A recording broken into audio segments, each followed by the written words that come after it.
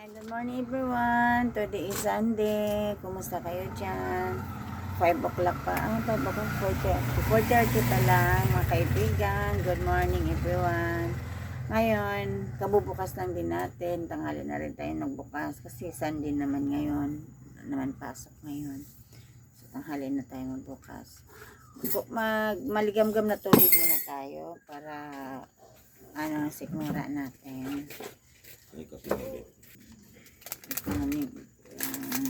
December na talaga.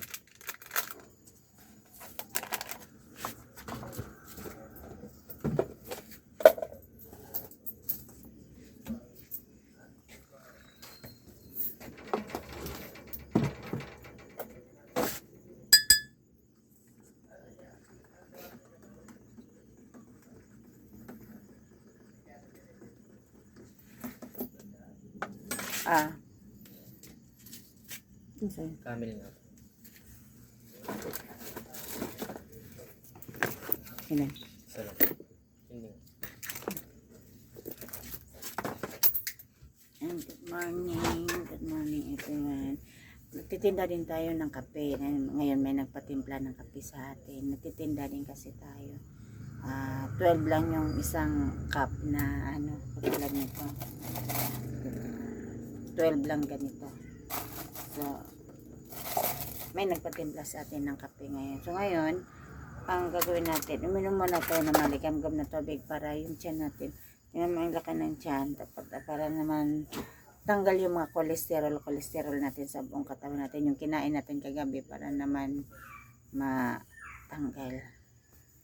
May ipit ako. Maluwag kasi yung ipit. Ayan guys, ayan minom muna tayo para maano yung mga kolesterol ng katawan natin, yung mga taba-taba.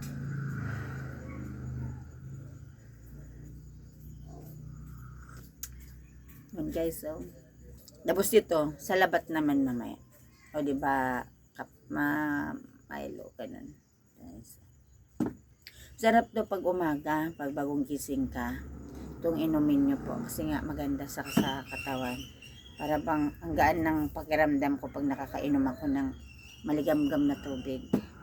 Yan guys. Kasi siyempre yung mga toxic na katawan natin at least nababawasan. Kung halimbawa may nakain man tayo na hindi maganda, at least nababawasan ito. Kabigan. Mamaya na tayo magdi-display ng paninda natin. Maligam-gam muna tayo. Baka may magpatimpla pa ulit ng kape sa atin. Ibigan. Sarap ng pakiramdam pag nakainom ng maligam-gam na tubig.